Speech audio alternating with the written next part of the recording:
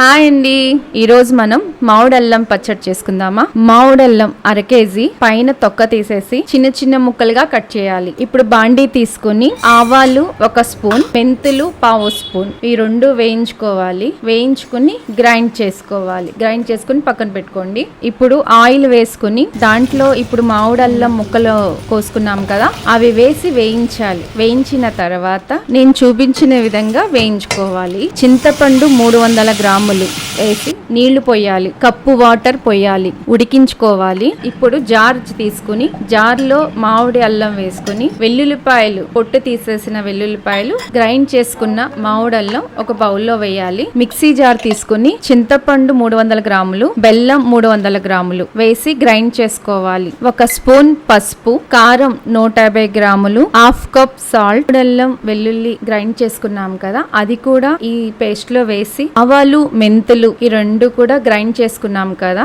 అది కూడా దీంట్లో వేసేయాలి. అన్ని ఒకసారి గ్రైండ్ చేసుకుని ఒక బౌల్లోకి తీసుకున్నాను. బాండీ తీసుకుని దాంట్లో పల్లీల ఆయిల్ 100 ml పోయాలి. ఆవాలు, జీలకర్ర, మినప్పప్పు, పచ్చిశనగపప్పు వేసి వేయించుకోవాలి. ఎండుమిర్చి, కరేపాకు వేసి, ఇంగువ కొద్దిగా, వెల్లుల్లిపాయలు దంచేసి వేసుకోవాలి. వేయించుకున్న తర్వాత మనం గ్రైండ్ చేసుకున్న మామిడి అల్లం పచ్చడిని దాంట్లో వేయాలి. వేసి ఒకసారి కలుపుకొని వేడి వేడి అన్నంలో, టిఫిన్ లో కూడా బాగుంటుంది. ఒకసారి మీరు కూడా ట్రై చేయండి.